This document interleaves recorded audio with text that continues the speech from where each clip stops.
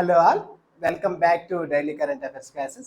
ఈరోజు మనం 4th October యొక్క ఎంటైర్ కరెంట్ అఫైర్స్ను డిస్కస్ చేద్దాం. ఈ పీడిఎఫ్ను బోత్ ఇంగ్లీష్ అండ్ తెలుగు మీడియంలో వీడియో కింద డిస్క్రిప్షన్లో యాప్ లింక్ ఇవ్వడం జరిగింది. ఈ యాప్లో డైలీ కరెంట్ అఫైర్స్ యొక్క పీడిఎఫ్ను ఫ్రీగా అప్లోడ్ చేయడం జరుగుతుంది. వీటితో పాటుగా డైలీ కరెంట్ అఫైర్స్ రిలేటెడ్గా కూడా టెస్ట్ని ఫ్రీగా అప్లోడ్ చేయడం జరుగుతుంది. ఈ టెస్ట్లో 10 బిట్స్తో డైలీ కరెంట్ అఫైర్స్ రిలేటెడ్గా బిట్స్ను ఇవ్వడం జరుగుతుంది. ఓకే, ఈ టెస్ట్లో 10 బిట్స్తో డైలీగా కూడా కరెంట్ అఫైర్స్ రిలేటెడ్గా ఉన్న బిట్స్ను ఇవ్వడం జరుగుతుంది. ఈరోజు వార్తల్లో ఉన్న మొదటి అంశాన్ని మనం అబ్జర్వ్ చేస్తే ఎకానమీ రిలేటెడ్గా ఆర్ఆర్బీస్ ప్రాంతీయ గ్రామీణ బ్యాంకులు అనేవి వార్తల్లో నిలవడం జరిగింది. ఎందువలన అంటే ఈ ఆర్ఆర్బీను ఎస్టాబ్లిష్ చేసి అంటే స్థాపించి 2025 నాటికి 50 సంవత్సరాలు అనేది పూర్తవడం జరిగింది. ఓకే, ఈ ఆర్ఆర్బీలను ఏర్పాటు చేసి 2025 నాటికి 50 సంవత్సరాలు కంప్లీట్ అవ్వడం జరిగింది. అందువలన ఈ ఆర్ఆర్బీస్ అనేవి వార్తల్లో నిలవడం జరిగింది. మన ఎకానమీ రిలేటెడ్గా ఈ బ్యాంకింగ్ సెక్టర్ కూడా మనకి చాలా ఇంపార్టెంట్. అందులో ఈ ఆర్ఆర్బీస్ కూడా మనకి చాలా ఇంపార్టెంట్. ఎందుకంటే ప్రతి ఎగ్జామ్లో కూడా ఈ ఆర్ఆర్బీ రిలేటెడ్గా ఒక బిట్ అనేది రావడం జరుగుతుంది. ఈ ఆర్ఆర్బీస్ స్థాపించి 50 సంవత్సరాలు అయిన సందర్భంగా నాబార్డ్ మరియు కేంద్ర ఆర్థిక మంత్రి శాఖలోని ఆర్థిక సేవల శాఖ న్యూఢిల్లీలో ఈ స్వర్ణోత్సవాన్ని నిర్వహించడం జరిగింది. ఓకే, 50 సంవత్సరాలు కంప్లీట్ చేసుకున్న సందర్భంగా ఆర్ఆర్బీస్ ఒక స్వర్ణోత్సవాన్ని నిర్వహించడం జరిగింది. ఈ స్వర్ణోత్సవాన్ని ఎవరు నిర్వహించారు అంటే నాబార్డ్ మరియు కేంద్ర ఆర్థిక సేవల శాఖ న్యూఢిల్లీలో నిర్వహించడం జరిగింది. ఈ ఆర్ఆర్బీలను మనం అబ్జర్వ్ చేస్తే ఈ ఆర్ఆర్బీలను ఎప్పుడు ఏర్పాటు చేయడం జరిగింది అంటే 1976లో ఏర్పాటు చేయడం జరిగింది. ఏ కమిటీ సిఫార్సుల మేరకు ఈ ఆర్ఆర్బీలను ఏర్పాటు చేశారు అంటే నరసింహన్ కమిటీ సిఫార్సుల మేరకు 1975లో ఈ నరసింహం కమిటీ సిఫార్సుల మేరకు ఈ ఆర్ఆర్బీలను ఏర్పాటు చేయడం జరిగింది. మన ఎగ్జామ్ పర్స్పెక్టివ్లో ఇక్కడ ఏ కమిటీ సిఫార్సు చేసింది అంటే నరసింహం కమిటీ ఈ ఆర్ఆర్బీల ఏర్పాటుకు సిఫార్సు చేయడం జరిగింది. ఎప్పుడు చేసింది అంటే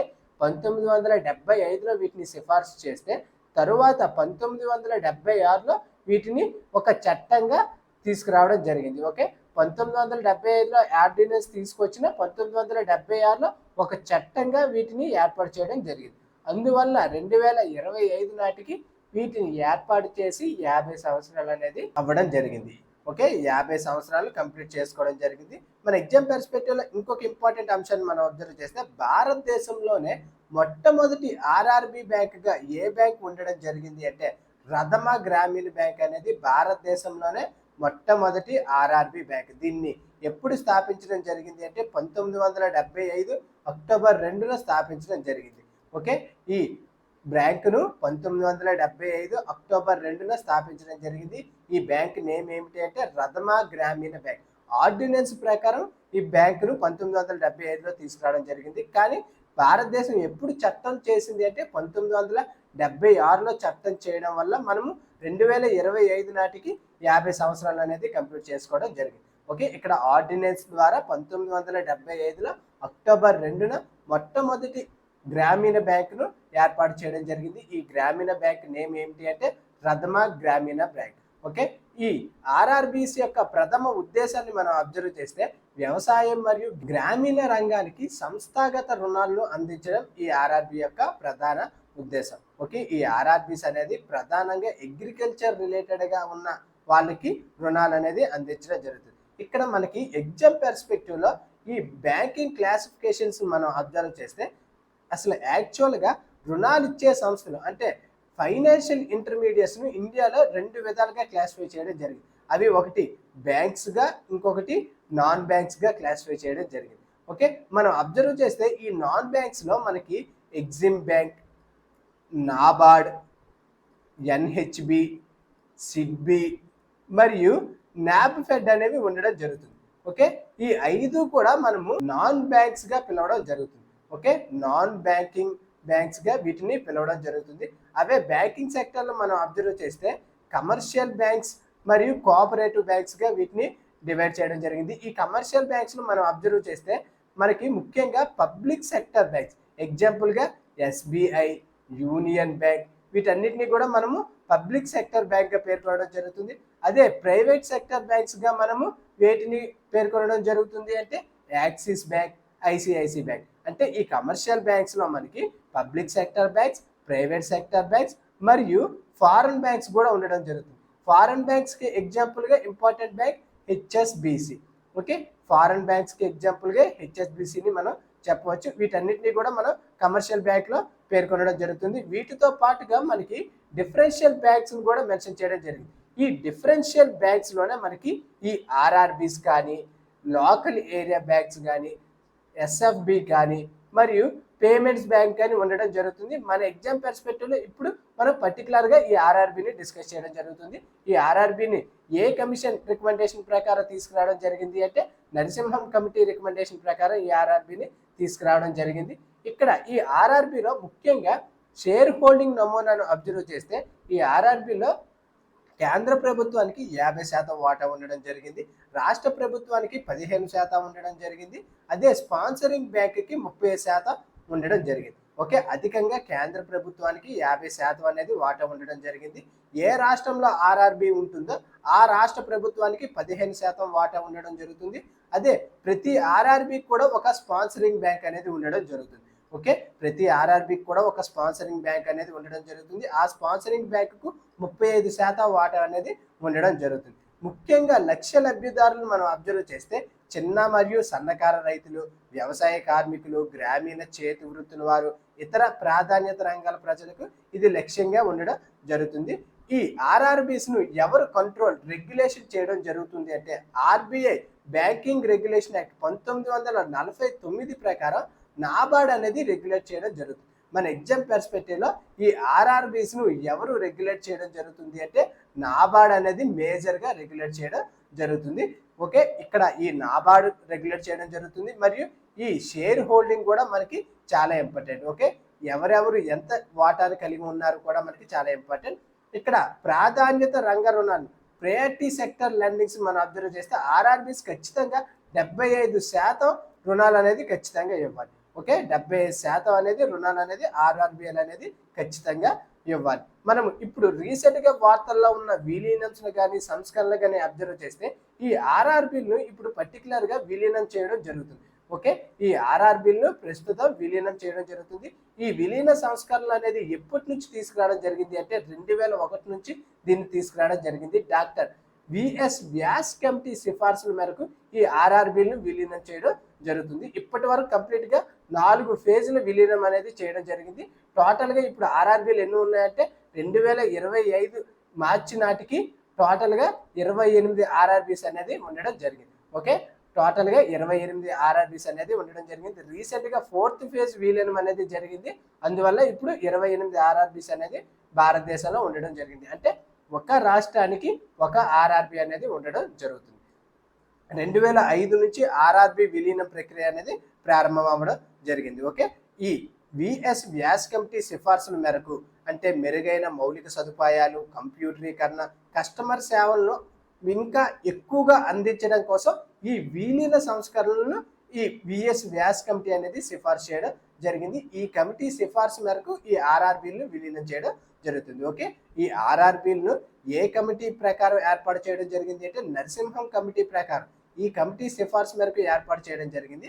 అదే విలీనం అనేది విఎస్ వ్యాస్ కమిటీ సిఫార్సుల మేరకు చేయడం జరుగుతుంది. ఓకే, ప్రస్తుతం ఉన్న ఆర్ఆర్బీలను అబ్జర్వ్ చేస్తే ఈ టోటల్గా రీసెంట్ సంస్కరణల ప్రకారం 28 వరకు ఈ ఆర్ఆర్బీలు అనేది ఉండడం జరిగింది. టోటల్గా 12 షెడ్యూల్ బ్యాంకులు అనేవి వీటికి స్పాన్సరింగ్ అనేది చేయడం జరుగుతుంది. ఓకే, మనకి స్పాన్సరింగ్ బ్యాంక్స్ అనేది 35% షేర్ హోల్డింగ్ అనేది కలిగి ఉండడం జరిగింది కదా.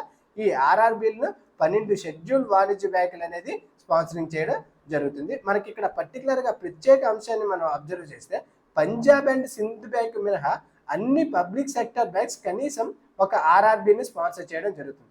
ఓకే, ప్రతి పబ్లిక్ సెక్టర్ బ్యాంక్ కూడా కనీసం ఒక్క ఆర్ఆర్బీనైనా స్పాన్సర్ చేయడం జరుగుతుంది. Except Punjab and Sindh bank మినహా మిగిలినవన్నీ కూడా అట్లీస్ట్ ఒక్క ఆర్ఆర్బీనైనా స్పాన్సరింగ్ చేయడం జరుగుతుంది. ప్రైవేట్ స్పాన్సర్స్ని అబ్జర్వ్ చేస్తే జమ్మూ అండ్ కాశ్మీర్ బ్యాంక్ ఏకైక ప్రైవేట్ బ్యాంక్ ఆర్ఆర్బీని స్పాన్సర్ చేయడం జరుగుతుంది. ఓకే, ఆర్ఆర్బీని మనం అబ్జర్వ్ చేస్తే అన్నీ కూడా ఈ గవర్నమెంట్ బ్యాంక్స్నే స్పాన్సర్ చేయగా ఎక్సెప్ట్ ఒక్క బ్యాంక్ మాత్రమే ఈ ప్రైవేట్ బ్యాంక్ అనేది స్పాన్సర్ చేయడం జరుగుతుంది. ఈ జమ్మూ అండ్ కాశ్మీర్ బ్యాంక్ అనేది ఆర్ఆర్బికి స్పాన్సర్ గా ఉండడం జరుగుతుంది. ఏకైక ప్రైవేట్ బ్యాంక్ ఒక ఆర్ఆర్బికి స్పాన్సర్ గా ఉన్న బ్యాంక్ అనమాట. ఓకే, మన ఎగ్జామ్ పర్స్పెక్టివ్ లో ఈ ఆర్ఆర్బిస్ కూడా మనకి చాలా ఇంపార్టెంట్. నెక్స్ట్ ఎన్వైర్న్మెంట్ రిలేటెడ్ గా ఉన్న అంశాన్ని అబ్జర్వ్ చేస్తే తాజాగా హిమాచల్ ప్రదేశ్ లో మంచు చిరుతల జనాభాను లెక్కించడం జరిగింది. ఓకే, ఏ రాష్ట్రంలో ఈ మంచు చిరుతల జనాభాను లెక్కించడం జరిగింది అంటే పర్టికులర్ గా హిమాచల్ ప్రదేశ్ లో ఈ మంచు చిరుతల జనాభాను లెక్కించడం జరిగింది. 2021-25 మధ్య పెరిగిన మంచు చిరుతల జనాభాని హిమాచల్ ప్రదేశ్ అనేది లెక్కించడం జరిగింది. హిమాచల్ ప్రదేశ్ లో మంచు చిరుతలు ఈ స్నో లెపార్డ్స్ జనాభా అనేది 62% పెరగడం జరిగింది. అంటే 2021లో కేవలం 51గా ఉన్న వీటి యొక్క సెన్సస్ అనేది 2025 నాటికి ఇది 83 పెరగడం జరిగింది. అంటే పర్టికులర్గా హిమాచల్ ప్రదేశ్లోనే ఎన్ని స్నో లెపార్డ్స్ ఉండడం జరిగింది అంటే 83 స్నో లెపార్డ్స్ అనేది ఉండడం జరిగింది. ఇక్కడ పర్టికులర్గా మంచు చిరుత యొక్క సైంటిఫిక్ నేమ్ అబ్జర్వ్ చేస్తే ప్యాంథారా యునేషియాగా పిలవడం జరుగుతుంది. ఓకే, ఈ మంచు చిరుత యొక్క సైంటిఫిక్ నేమ్ ఏమిటి? ప్యాంథారా యునేషియాగా పిలవడం జరుగుతుంది. ఇవి ఏషియాలోని 12 శ్రేణి దేశాల్లో భారతదేశంతో సహా కనిపించే అత్యంత అరుదైన మరియు అంతు చిక్కని చిరుతలు అనమాట. ఓకే, ఇవి ఏషియాలో 12 దేశాల్లో వీటిని గుర్తించడం జరిగింది. వీటిని పర్టికులర్గా గోస్ట్ ఆఫ్ ది మౌంటైన్స్ గా పిలవడం జరుగుతుంది. ఎందువల్ల అంటే ఇవి వైట్ స్కిన్ తో ఉండడం జరుగుతుంది. అందువల్ల ఈ మంచు ప్రాంతాల్లో వీటిని గోస్ట్ ఆఫ్ ది మౌంటైన్స్ గా పిలవడం జరుగుతుంది. ఓకే, వీటిని పర్వతాల దయ్యాలుగా కూడా పిలవడం జరుగుతుంది. వీటి యొక్క ఐయుసిఎన్ పరిరక్షణ స్టేటస్ మనం అబ్జర్వ్ చేస్తే ఐయుసిఎన్ రెడ్ లిస్ట్ వల్నరబుల్ గా పేర్కొనడం జరిగింది. అదే సైట్స్ లో అయితే అనుబంధం 1లో ప్రస్తావించడం జరిగింది. వన్యప్రాణుల రక్షణ చట్టం 1972 ప్రకారం షెడ్యూల్ 1లో కేటగిరైజ్ చేయడం జరిగింది. మన ఇండియా ఈ స్నో లెపార్డ్స్ కోసం తీసుకొచ్చిన ఇంపార్టెంట్ ప్రాజెక్ట్ను అబ్జర్వ్ చేస్తే ప్రాజెక్ట్ స్నో లెపార్డ్స్ ను 2009లో తీసుకురావడం జరిగింది. ఓకే, భారతదేశం అనేది ఈ స్నో లెపార్డ్స్ ను సంరక్షించడం కోసం ప్రాజెక్ట్ స్నో లెపార్డ్ ను తీసుకురావడం జరిగింది. ఎప్పుడు ఈ ప్రాజెక్ట్ స్నో లెపార్డ్ ను తీసుకురావడం జరిగింది అంటే 2009లో భారతదేశం అనేది దీన్ని తీసుకురావడం జరిగింది. ప్రధాన ఉద్దేశం ఏమిటి అంటే ఈ మంచు చిరుతలను రక్షించడం మరియు అది ఉన్న ప్లేసెస్ అంటే హిమ పర్వత ఆవాసాలను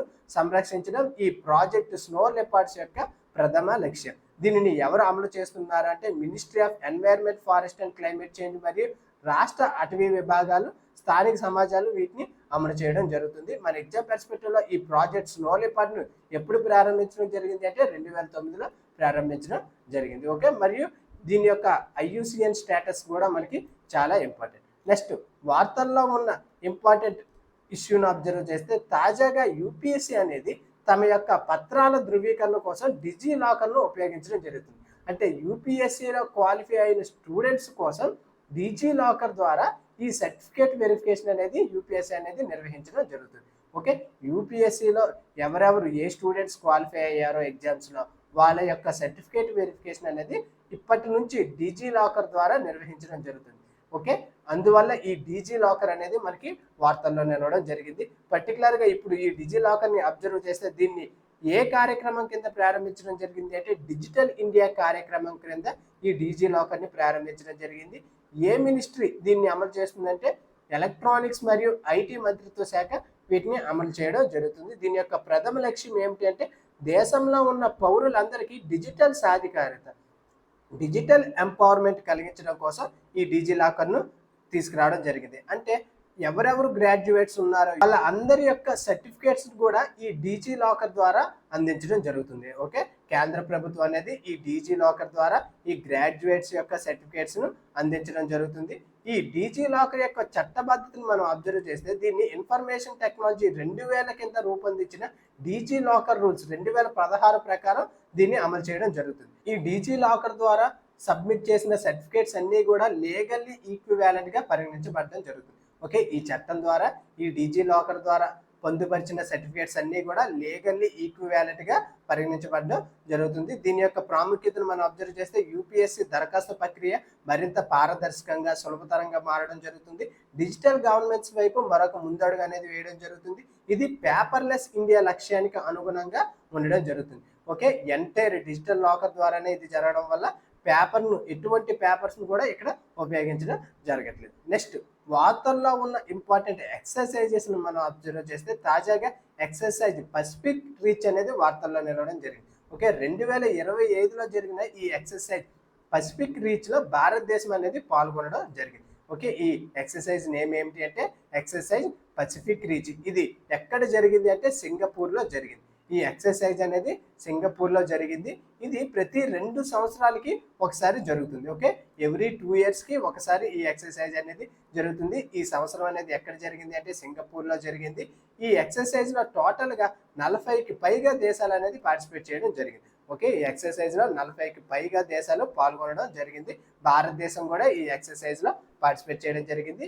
ఈ ఎక్సర్సైజ్ ఏ దేశంలో జరిగింది అంటే సింగపూర్ లో జరిగింది. ఓకే, ఇక్కడ హోస్ట్ చేసిన దేశం అనేది మనకి చాలా ఇంపార్టెంట్. నెక్స్ట్ వార్తల్లో ఉన్న స్పోర్ట్స్ రిలేటెడ్ గా ఉన్న అంశాలను అబ్జర్వ్ చేస్తే తాజాగా 62వ జాతీయ చెస్ ఛాంపియన్షిప్ అనేది ముగియడం జరిగింది. ఈ 62వ జాతీయ చెస్ ఛాంపియన్షిప్ ని ఎవరు గెలుచుకోవడం జరిగింది అంటే గ్రాండ్ మాస్టర్ ఇనియన్ పి విజేతగా నిలవడం జరిగింది. ఓకే, పి ఇనియన్ ఇందులో విజేతగా నిలవడం జరిగింది. ఈ 62వ చెస్ ఛాంపియన్షిప్ ను ఎవరు గెలుచుకోవడం జరిగింది అంటే తమిళనాడుకు చెందిన పి ఇనియన్ గెలుపొందడం జరిగింది. దీన్ని ఎవరు నిర్వహించారు, ఎక్కడ జరిగింది అంటే ఆంధ్రప్రదేశ్లోని విజ్ఞాన్ విశ్వవిద్యాలయాలో ఈ 62వ జాతీయ చెస్ ఛాంపియన్షిప్ ను నిర్వహించడం జరిగింది. ఎక్కడ అంటే ఆంధ్రప్రదేశ్లో ఇది జరిగింది. ఇందులో ఎవరు గెలవడం జరిగింది అంటే గ్రాండ్ మాస్టర్ ఇనియన్ పి, తమిళనాడుకు చెందిన గ్రాండ్ మాస్టర్ గెలుపొందడం జరిగింది. ఇది ఎన్నవ జాతీయ చెస్ ఛాంపియన్షిప్ అంటే 62వ జాతీయ చెస్ ఛాంపియన్షిప్.